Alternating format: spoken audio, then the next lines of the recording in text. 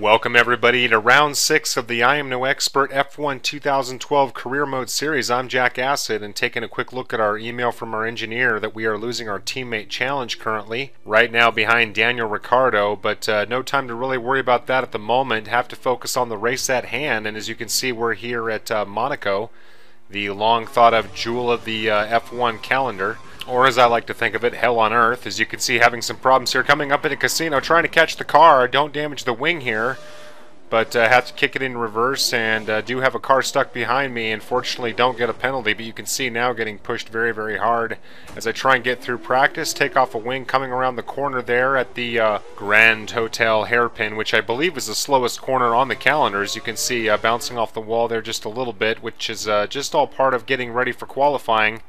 And hopefully we will fare better here in Q1. You can see that the team objective is to finish 12th, and that might be a tall task. So I'm going to go ahead and show you the weather here, and you can see that there's actually a 50% or close to a 50% chance of rain on race day, and that is going to affect my decision to adjust my setup just in case we get some rain. Monaco's the last place that we want to be having problems with grip, and after all, it's a pretty slow circuit, not a lot of opportunities to overtake, so going to go ahead and take it out on a very wet setup just in case. And you can see coming down into the chicane, the Novella chicane, having problems and sliding into the wall and slightly damaging our wing. Thankfully, not going to bother to go in and get that repaired. Don't want to lose the time in repairs.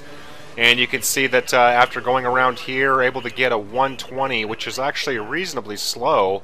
Right now that's good for P1, but of course that's not going to last. So going to go ahead and turn down the fuel mix and roll it back in and see what happens at the end of the session. And I'm sure I'm going to get bumped back. You can see Kobayashi already getting the better of me as we come back into the garage, and we're going to watch the monitor, and you can see I've been bumped down into 11th position at the end of the session, but that's perfectly fine. Remember, we just need to be in the top 17 for Q1, and frankly I would be very satisfied with a P11 start on race day, but we'll have to wait and see how things go here in Q2, where we have to get into the top 10.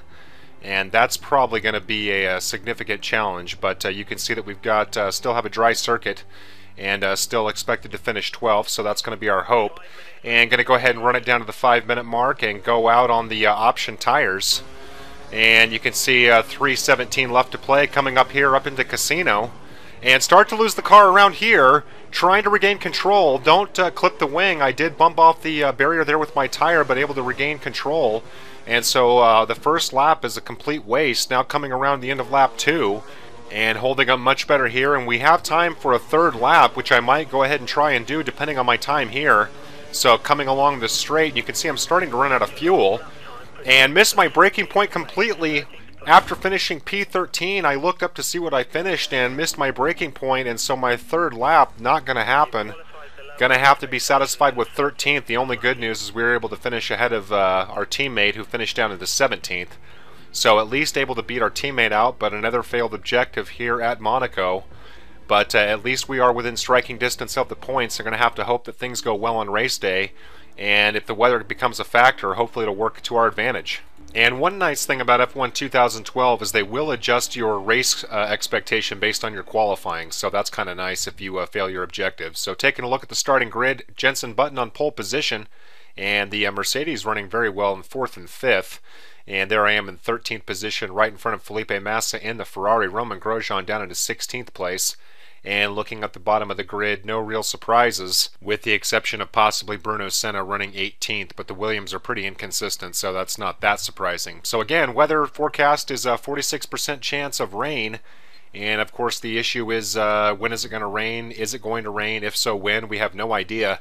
So kind of debating on starting out on the prime tires, which would give me a longer stint in case the rain kicked in, but also worried about pace because of my setup. We are starting off in the dry. And again, I don't have to worry about pace as much at Monaco because it's such a slow track and it's hard for the AI to get around.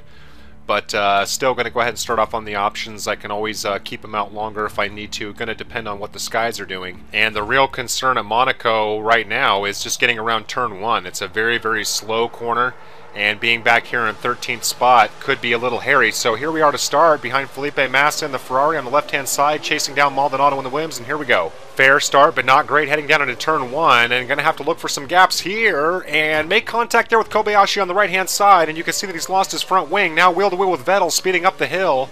heading up into Massenet, and finally having to fall back. Don't want to have any more problems. And now slight contact with Vettel, and he starts to lose control, and now spinning out here at Casino.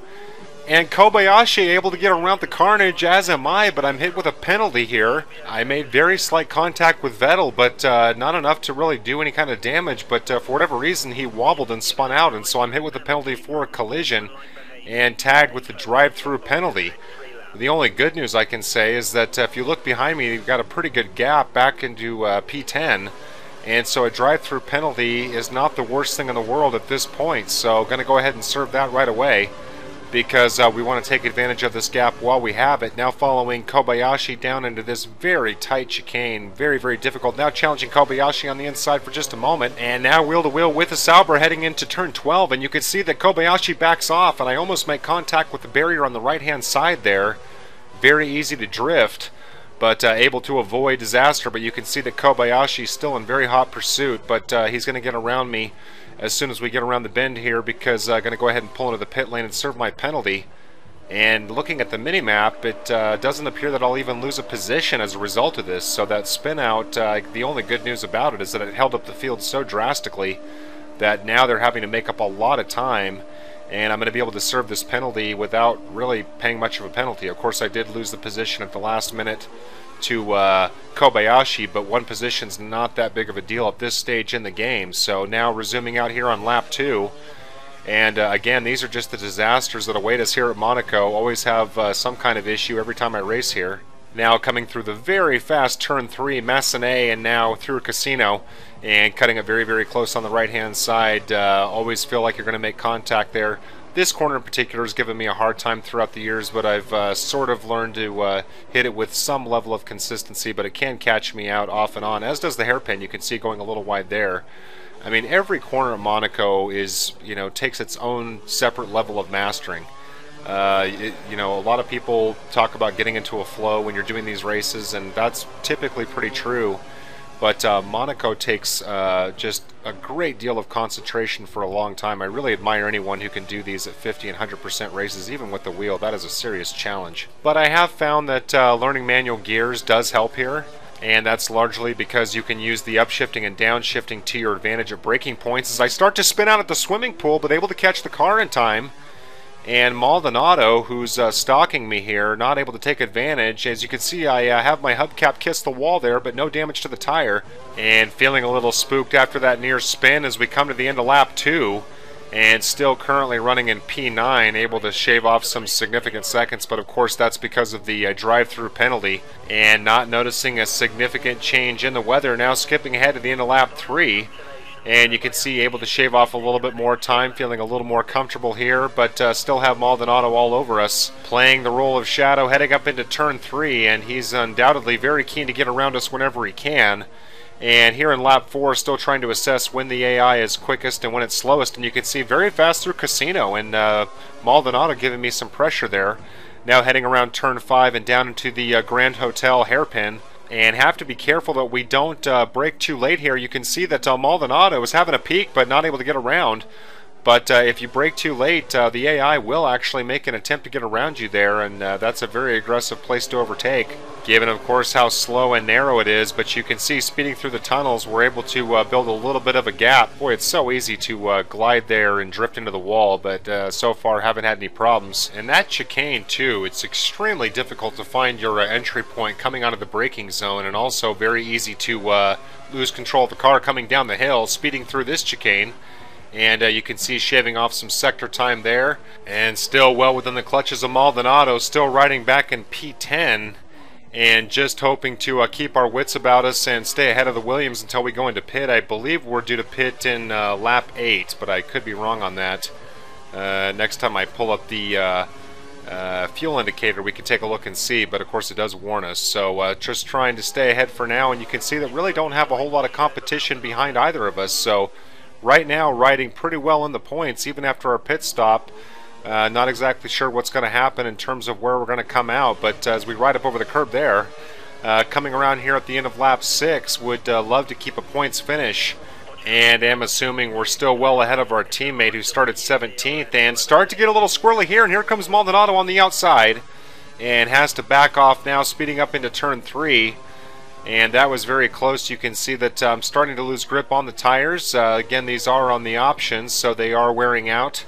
And Maldonado trying to take advantage of that. As you can see, he's pushing me very, very hard down into turn 5 and trying to maintain an inside line there to stay ahead of him. And you can see that I actually make very slight contact with the wall, and I'm fortunate to not make too much of a mistake out of it. And looking at the mini-map, you can see that a couple more cars have finally started to catch up with us. So this gap that I've been trying to maintain this whole time now closing down. Basically, I am holding up the field and probably should be running closer to 11th or 12th or something like that. Very tight coming through the chicane, always extremely nerve-wracking, but fortunately the AI is very slow to come out of that chicane. So now skipping ahead to basically the same part of the track, only in lap 8, you can see that we are in fact due to come in. And don't forget, we've got that wing damage from our turn 3 incident with Vettel on lap 1, so that hasn't been helping our pace at all. So hopefully we can make up some ground once we get that replaced, but it is a question of how much time it's going to cost me in the pit lane. You can see very, very empty, and it looks like we're about ready to lose a couple more places too before this is all said and done. So getting the wing changed and the tires and getting out in just under 6.5 seconds. So once again, god-awful times from the pit crew, and I guess as long as the AI is getting the same times out of their pit crew, I can't really complain, but still very surprised that the pit stops are so long in this game, given their real-life counterparts are much, much quicker. So now rejoining here in lap 9 and only dropped a couple of positions. Looks like Nico Hulkenberg was able to get around us in the Force India. And of course, Pastor Maldonado in the Williams, who was harassing us the first part of the race, probably running up in P9. So now skipping ahead to the end of our out lap here on the cold tires and still having a little bit of problems with grip on the primes. But it looks like we're going to be able to get 2 positions back. And yes, we are back up into P9. And Maldonado, who is probably very, very happy about coming in behind us again. Just when he thinks that he can catch a break, we are at least able to outpace him with our pit stop. So now skipping ahead here to lap 11. And chasing down what looks like an HRT coming around the Grand Hotel hairpin. And then down along here, let's see if we can get him through the tunnel. Not a lot of opportunities to overtake the back markers at Monaco, so we have to make this count. And of course, we're going to have to overtake him right at the bend. I de-accelerate for just a moment, do not want to come into contact with him there, and able to get in front of him. And unfortunately, I'm going to suspect that Maldonado is going to be able to get around him here after the chicane, and he's able to do so. So now skipping ahead here to near the end of lap 12 and losing our concentration and have to cut off the chicane. Somehow no warning from the stewards, I guess because there was no advantage gained by cutting off that corner. But now starting to lose the car here coming around the final corner. But able to compose ourselves coming around here at the end of lap 12, start of lap 13. We've got 8 laps to go. Right now, Maldonado trailing just under a second in the Williams, and being advised by my engineers that we still are expecting rain in 10 minutes. Haven't forgotten about the weather. You can see very cloudy now, and not sure if we're going to get a few sprinkles towards the end of the race. Might get none at all. So my gamble not really paying off from the standpoint of my setup, but not really hurting me too much because, again, such a slow circuit in terms of overtakes that don't have to worry about the pace of the AI that much. But you can see now skipping off the barrier here at the Grand Hotel hairpin and trying to get things right here through turn 7 and having a hard time now through Portier and skip off the barrier there and start to slide horizontally, and you can see that Maldonado is all over our gearbox racing now through the tunnel. And let's see if we can't stay ahead of him here at the very hard, difficult braking point going into the chicane. Very easy to slide through there. That's good for a penalty if you do so. And now speeding out, trying to build up some kind of a gap through turn 12, also known as Tabak. Now coming through the very, very fast chicanes. And these are a lot of fun to watch in slow motion, watching the real race. As you can see, worming our way through, and more contact there with the barrier, bouncing my tire off, and now starting to lose control. And here comes Maldonado around the very slow hairpin, and able to keep him behind us. Thankfully, no real wide parts of the circuit for him to overtake, and as soon as we hit these straightaways, or at least bending straights, he's not able to gain any kind of a ground, but we have to maintain focus. Skipping now to lap 15, coming around turn 5 and starting to lose control of the car there. Tires getting a little slippery, and the rain has not kicked in yet, and you can see going wide here at the hairpin and still trying to fend off the Williams now through turn 7, and things are not looking that great in terms of my line, able to take turn 8 there pretty well. Now racing through the tunnel, just trying to keep the Williams in our rear view mirrors, but it's going to be a struggle. And I get so nervous coming down to this braking point. I just have such a hard time with it. You can see I slide through there and finally get a warning for a corner cut.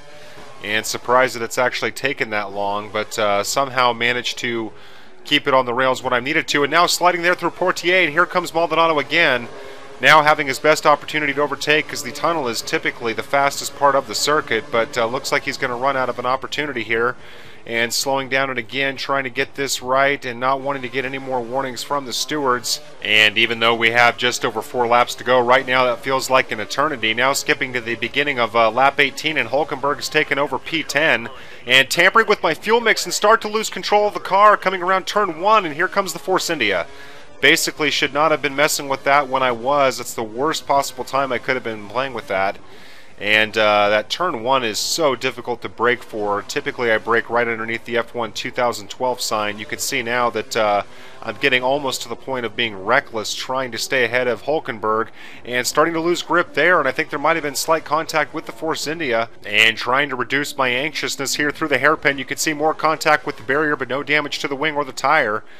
And really trying to get my focus back in line just for the last handful of sectors here. And you can see able to pull in front of the Force India, but now we've got company behind him. In fact, it looks like I've got 3 cars behind me, so any mistakes that I make here late could come back to haunt me. Now chasing down Timo Glock and the Marussia Virgin. Want to get around him here before turn 12, and able to do so. And that should actually do me a little bit of a favor in terms of the AI through here. But of course they're going to have no problems overtaking him, getting around the start-finish straight. So here we are at the final lap, and now Maldonado back into P10. And it's only fitting that this duel would come down to the final lap. Let's see what we can do to stay in front of the Williams. Now catching up with Karthikeyan in the HRT. And still more problems there at the hairpin, but as long as I'm not damaging the car or you know, spinning out or doing anything too stupid, not going to worry about it. And of course Karthikeyan lets us by. In fact, I'm sure he'll let Maldonado by as well. And we'll have one last sector to stay ahead. As you can see, Jenson Button finishing the race in first place, so he'll get the win here. And the rain ended up not being a factor, as it turned out. But my gamble was calculated, because I knew that even with the slower setup that I'd be able to keep the AI behind me. And more problems here, speaking too soon, skipping through the chicane yet again. And also, once again, no warning from the stewards. I'm not exactly sure how I'm getting away with that, but no warnings and no problems. I guess they're figuring that I'm not gaining any kind of an advantage, but that seems a little hard to believe. But not going to complain, we'll take it. P9, getting a whole 2 points, but given how my qualifying session went and how difficult Monaco is, I'll take it. And not only that, we finished ahead of our teammates, so really nothing wrong with this result whatsoever. So let's have a look at the race results, and you can see Fernando Alonso able to split the McLarens and get second position on the podium. And not a lot of surprises in the top 10. Felipe Massa back in 13th and Hulkenberg in 14th. And looking at the bottom of the grid, looks like 6 DNFs, including Sebastian Vettel, of course, because of that spin out in lap 1. And Paul di Resta, I'm guessing, was caught up in that melee, also had a DNF. So pretty typical result for Monaco, given how many cars didn't finish. And able to complete our objectives here, mission accomplished, beat our teammate and so forth. So on to North America, Montreal, the next race, which I tend to enjoy quite a bit. And seems like they actually make the track harder in terms of the AI as the series goes on. It was one of the slower circuits in 2010, but was greatly improved in F1 2011, so we'll see how many tweaks they've made in F1 2012, and I'll hope to see you there with me. And in the meantime, feel free to check out my channel for a number of other F1 2012 commentary gameplay videos, as well as an entire F1 2011 series. And don't forget about my Forza 4 commentary series, as well as a number without commentary for that matter. I've got well over 200 gameplay videos posted, so many hours of content, hopefully to keep you satisfied. And want to thank you for taking the time to watch this video as well as follow this series. Your viewership and comments and so forth are rewarding for me, so I do appreciate them. So hope to see you at the next one. Take care.